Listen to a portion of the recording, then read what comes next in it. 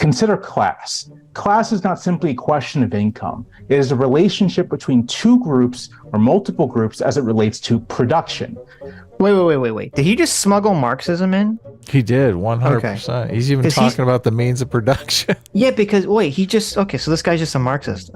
I missed this the first time I listened to this conversation. If it wasn't for all of my horrible readings of all this Marxist gobbledygook, and I was just a random person, 10 years ago, and I heard him say that, all that would have just gone straight over my head. I wouldn't have understood anything that he was referencing at that point. Yeah, I just would have been like, agree. Oh, okay, yeah, sure. Right. And not only that, he's doing this in a debate about colorblindness and race. What the f? And we're not even allowed to say the word cultural Marxism. What the f is going on here? What the f is going on here?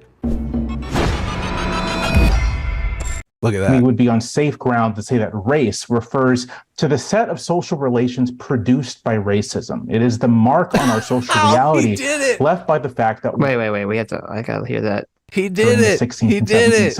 He did, yeah, I know. Centuries. It was a conceptual schema that explained and justified their enslavement and exploitation. And so I think given those facts, we would be on safe ground to say that race refers to the set of social relations produced by racism. It is the mark on... Oh my God. Well, I don't know how you can do that definition, because at the same time, if you want to say there are distinct features of the black community, well, do those exist because of racism? Yes. Like, is rap music popular in the black community because of racism? Yes. Yeah. Are you saying yes or? I mean, under his definition, it would have to be. But doesn't that seem odd? It's funny because, and maybe he doesn't understand. I've heard people give this definition, and it's funny because maybe he doesn't really understand why the implications are, is what you just laid out. Because then if that's the definition you're going to give, that means that every aspect of being black is about racism. Yes. Right. And so why would you ever want to protect any aspect of black culture if every part of it isn't a product of racism? Ding, ding, ding, ding, ding. That's exactly what I'm saying. Right. All of a sudden you're like, well, hip hop music we should get rid of that. It's racist. Yeah. Well, I kind of like hip hop music. I think yeah. And I fundamentally, I disagree. I don't see black. Look, I don't like the term African American because I don't see blacks as Africans. I see them as Americans. That's why they don't really use the term so much anymore. Yeah, they use black instead. Yeah, because a lot of blacks find it offensive as well. They're like, look, I've never been to Africa. I'm American. What are you talking about? I'm not a European American or something stupid like that. And blacks tangibly represent American culture in a lot of ways. Right. So I fundamentally disagree. Like, rap music that's a part of American culture. A giant part of American culture. It is. And, obviously lots of aspects of black culture have been adopted, worldwide as American culture. People always like to bring up blues and, things of that nature. But I think the reason he's using this definition is because it's kind of sneaky. He snuck in, he says racism is the product, or he said race is the product of racism. And I think the reason he's doing that is because under that framework, you can't really abolish race because it's a product of something. It is not something, it is a product of something. So that's kind of, he's like trying to redefine or define race in some way where it's like, well, you can't actually not think about race because race exists as the product of something. And so therefore you can't even attempt to teach people to not even try to think about it. Right. It's like saying like you have a baker baked a bunch of cakes and you're going to okay, I'm going to teach you to be cake blind. You're not going to be able to perceive these cakes on this counter. And it's like, no matter what you tell someone, they're always going to see that those cakes exist on that counter. Coleman does a great job in dismantling this argument in this debate. Yeah. Totally annihilates it. It's great. On our social reality, left by the fact that one group needed some kind of ontological explanation for why another group was destined to be enslaved. So if that's race, then our definition of racism is straightforward. in terms of social policy, it should be broadly agreeable to say that racism, emphasis on the ism here, is a system of social action meant to inscribe relationships of subordination and domination between groups. The political, ideological, economic, juridical systems created to preserve a supposedly natural domination of one group over another, that's racism. We could restate the question here, I think, using these terms, but it would sound a little convoluted, so we're going to rearrange things a bit. So they always try to, so again, they're always trying to sneak concepts in. This is why it's kind of annoying. They're always trying to sneak concepts into the definition of things. So he's just trying to define racism as systemic racism. He is, yeah, totally. He's defining it as group subordination, but that completely takes individual prejudice off the table. Yeah, but not just the group subordination aspect. Just he's like, it's a system designed to maintain these systems of oppression, right? Or just exist to have these systems of oppression, which is like, okay, I mean, obviously there, was systemic racism or institutional racism. And obviously there were systems of oppression against Black people, but it's very simple. I mean, I just think the classic definition of racism, to prejudge someone or to, on the basis of their skin color, to create negative stereotypes about a person. Yeah, he's taking all the stereotypes I'm always whinging about completely off the table here. Right. To me, it's fine. That's the classic definition of racism. I think it's the fine definition of racism. And then if you want to talk about these other things, you say, well, that's systemic racism or that's institutional racism. But he's trying to smuggle the concepts together because they always want to argue that there is this kind of invisible systemic racism that you can't really see or point to and no one can prove, but it still exists, so you have to do something about it. Yeah, I think the stereotypes create the system, that's why I think colorblindness fights the stereotype. Yes, I agree. We make meaning. When we say perpetuate, we mean to continue on or to reinscribe. To say that we are reinscribing a problem is to say that we aren't alleviating or ameliorating it. So one way we could pose our initial question is to ask, can you ameliorate racism as a system of subordination and domination while turning a blind eye to the social relations produced by that subordination and domination? Okay, wait, I have to go back. This is so dense. Everything he's saying is so dense. Okay, he's smuggling in so many concepts here. So he said he wants to redefine perpetuate as reinscribe, okay, which is subtle, but that's important. Because perpetuate just kind of means to continue something, right? So like you could say, if there's some system that you think is oppressive or whatever, and all you do is you allow it to continue, it's perpetuating the system. But to reinscribe means that you continually reestablish or renew something, usually in a stronger way.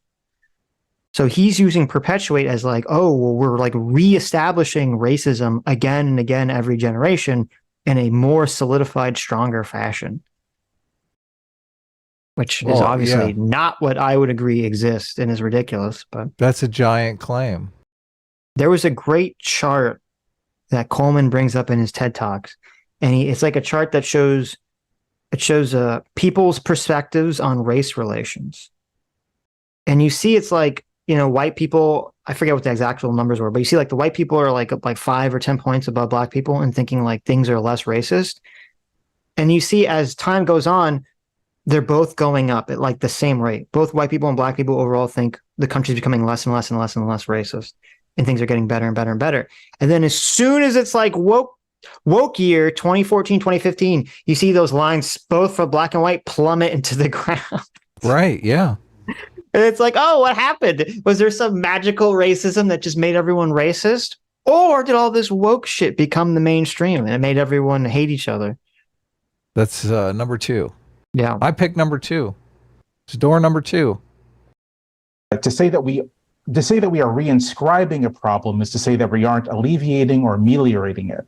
So one way we could pose our initial question is to ask, can you ameliorate racism as a system of subordination and domination while turning a blind eye to the social relations produced by that subordination and domination? So this is where you're talking about, overly complicating a question to the point of like... It's nuanced, Sitch. You're just looking at... No. This is... Because it's... I know. It's like... That's why I hate the word nuanced. it's really annoying because like needless complication. This is needless. Well, it's not needless. There's a very specific reason. What he's done is he's basically tried to redefine every word of the question in a way that makes him automatically right. Win the argument, yeah. Yeah. He's saying, well, it's like the meme of the guy who's like, well, I've redefined all the words, so I'm automatically right. Checkmate, loser. Tips Fedora. That's exactly what's going on here. It's just like, this is another problem with the lens. You can never have equality with this lens because you're going to flip it. You're going to say, you're going to introduce a bunch of race-based policies that favor blacks over whites. Okay, so now what? Right. Now what situation are we in? Right. It's just now, so if racism stupid. is simply another form of inequality, and that's what it is, then our question really is about how we address inequality generally. So I think we can substitute inequality for racism in the question and pull it up a level of abstraction to this. You just said we could substitute inequality with racism. Right. That's a super Mott and Bailey, mop and buckets, shell game switcheroo. Because you can definitely say, well, there's a system that produces some kind of unequal results. That doesn't mean it's racist. Is the NBA racist against white people? Well, obviously, all the NBA players are extremely wealthy. So well, I was thinking more in terms of now poor whites are categorized as blacks. No, but I'm saying in the NBA, there's significantly more black people than white people. Of course, yeah. So, well, that's unequal. It's unequal. Right. So is it racist? Well, I wouldn't qualify it as racist, but according to under his definition, you would have to qualify it as racist. Right. That's the problem with the definition. Right. I don't know if you know this, Sitch, but that's never how it works. Okay. As long as it's positions of power and status, nobody cares if they're unequal. Well, if the minority is in the top slot, unless they're Jews, then everyone cares because everyone hates us, but because they're jealous. But, you know. Sad. Can you ameliorate a system of inequality without reference or retention to the social relations produced by that system of inequality? And I think the obvious... It's weird because he keeps saying, you know, can you ameliorate? Can you fix a system of inequality without acknowledging or referencing the inequality? And it's like, well, that's... Yes, you can. Well, but even under his definition, okay, of colorblindness, which was to strive to not consider race, right? That doesn't line up. It just means to strive for something. That's all it means. It means that that's the goal. The goal is colorblindness. Right. His answer is no. Consider class. Class is not simply a question of income. It is a relationship between two groups or multiple groups as it relates to production. And as a result, we mostly recognize that to reduce or even end class inequality, we have to also take account of class domination. Wait. Did he just smuggle Marxism in? He did, 100%. Okay. He's even talking about the means of production. Yeah, because, so this guy's just a Marxist. I missed this the first time I listened to this conversation. Because he said class isn't just about income inequality, it's about production. That is not how 99% of the population, when they say class, they just literally mean like, are you rich or poor or middle class? It has nothing to do with where you are in the production chain, okay? Yeah.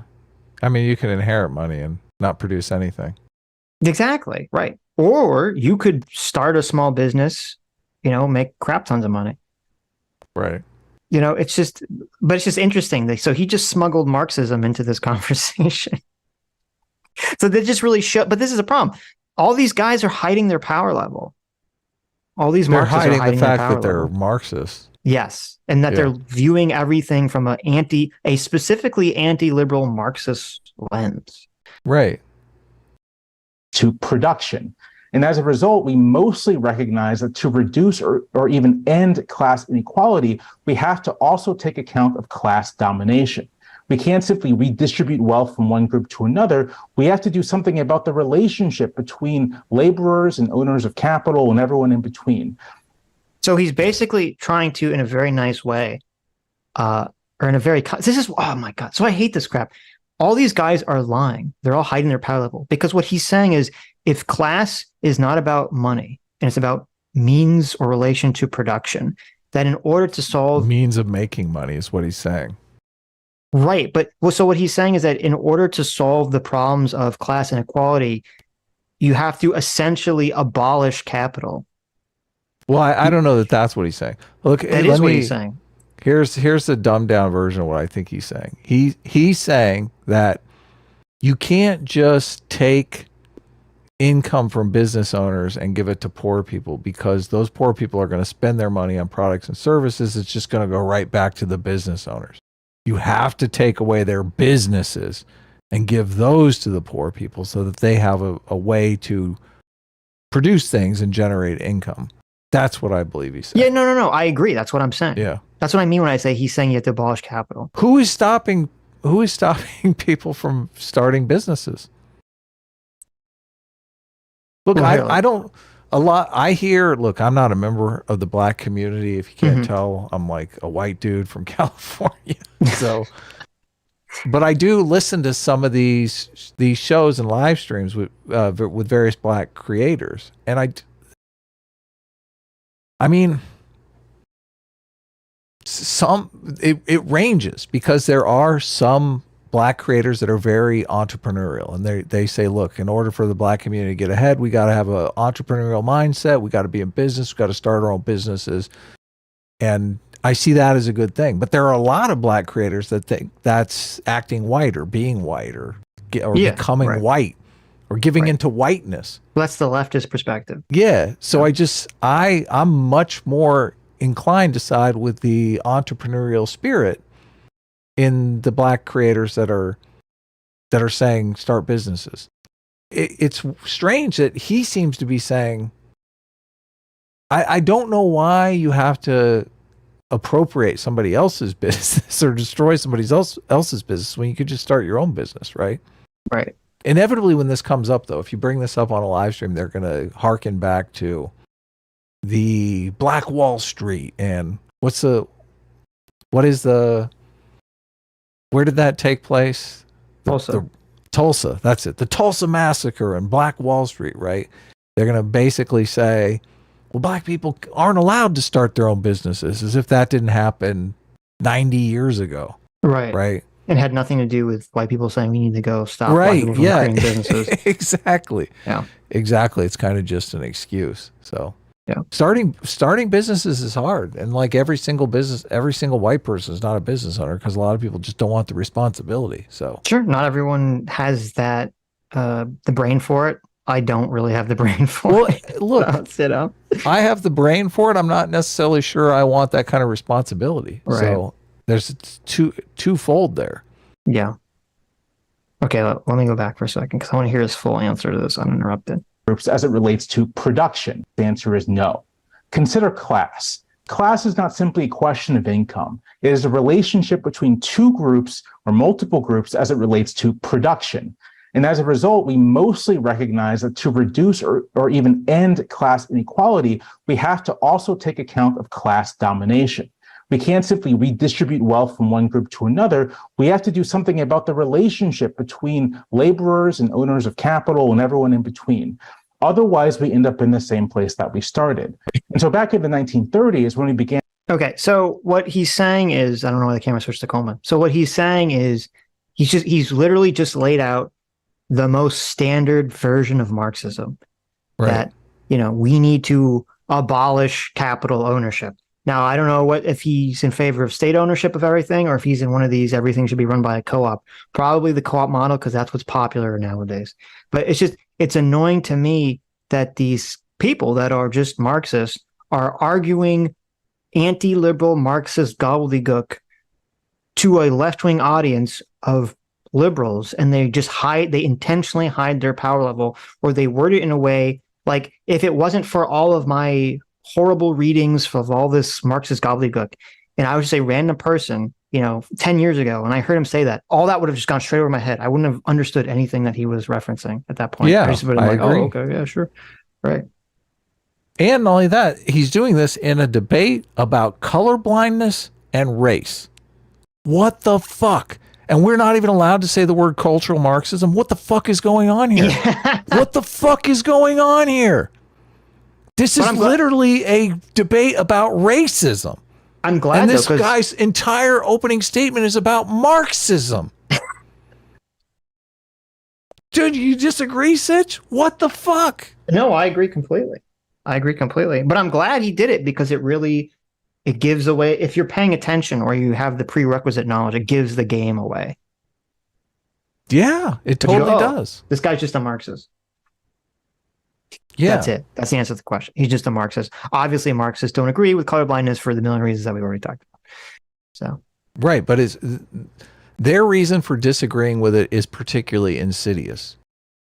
And the only reason that people at the TED Talk are all rolling their eyes and uncomfortable with this is because they've been told by a black person that colorblindness is racist.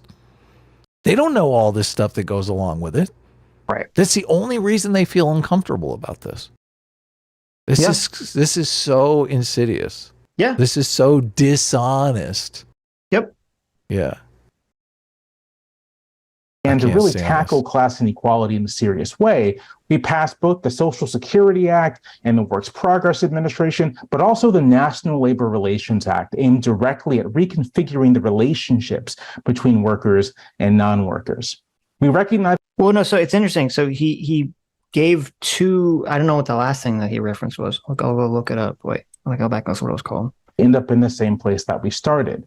And so back in the 1930s, when we began to... They cut to Coleman Hughes here because he's like, why am I in a Marxist debate? I thought we were talking about racism and colorblindness. Right. Oh, man. Is there polling numbers on the black community and their affinity to Marxism? Yeah, exactly. Yeah. That's exactly what I'm thinking. Yeah. How would you... I wonder how the Probably black community would feel about their community being run by Marxists. Yeah, probably not high. Yeah.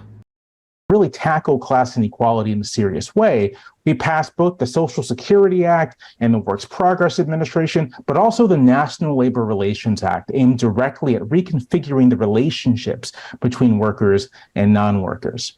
We recognize that it was not simply people... I want to look up what that National Labor Relations Act is. Yeah, I'm not clear. But it's interesting because the two first examples he brings up are not Marxist, like Social Security. That's not changing the relationship between labor and capital. It's literally just giving people money.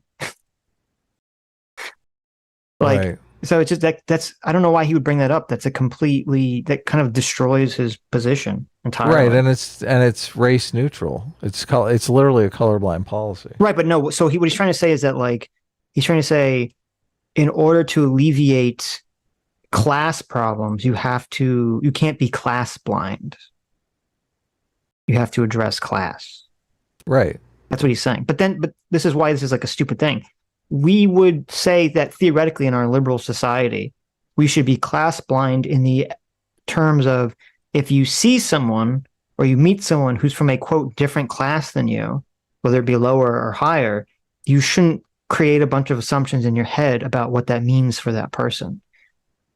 That's what it'd be to be class blind. It doesn't mean that the government should not say, well, if you're poor and you need assistance, you can get it. It's just this total conflation straw man of what anyone's talking about in these conversations. Of course, yeah. And we literally have progressive taxation. Imagine something like that in the case of race, which, they're in favor of something like that in the case of race. The National Labor Relations Act of 1935, also known as the Wagner Act, is a foundational statute of United States labor law that guarantees the right of private sector employees to organize in the trade unions, engage in collective bargaining, and take collective action such as strikes.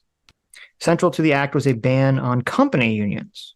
Okay, so this does not have anything to do with Marxism at all, even remotely. You could obviously have unions and collective bargaining by workers under liberal society and capitalism.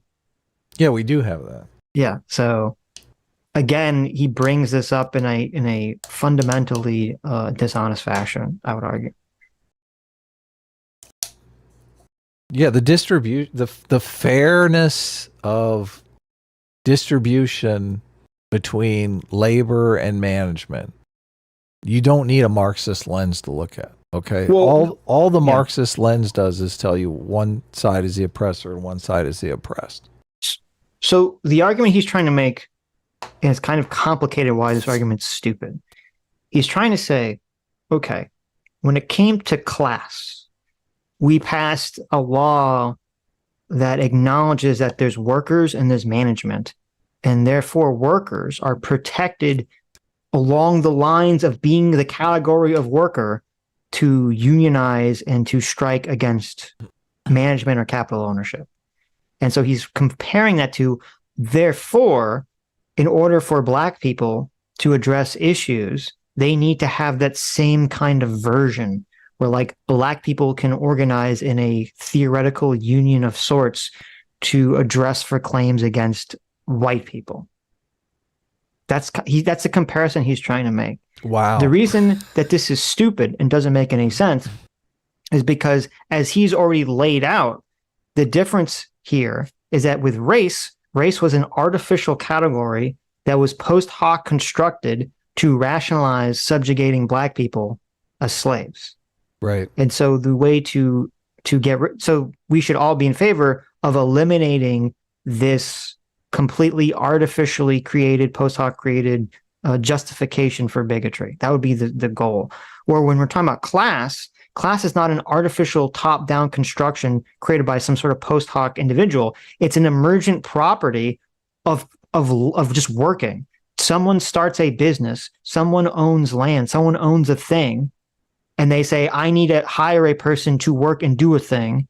And so if they do, and by the nature of that relationship, there's going to be an unequal distribution of power. Right. That emerges. Right. So to compare these two things is really stupid. Yeah. People who are disadvantaged, it was workers, and we acted accordingly. So unless racism is a special kind of inequality, then the same goes for it as well. The way to address it, to ameliorate it, is to at least take note of and respond to the social relations that structured and continue to structure its ongoing existence. And that would put us against an ideal of colorblindness. Thank you very much, Jermaine. So I think, as you said, Adam, the social relations that create these racisms that he's talking about is the fact that people are racist. Okay. Like if people were colorblind and they didn't have these prejudices and stereotypes in their mind, they wouldn't be producing racist systems or acting in racist ways.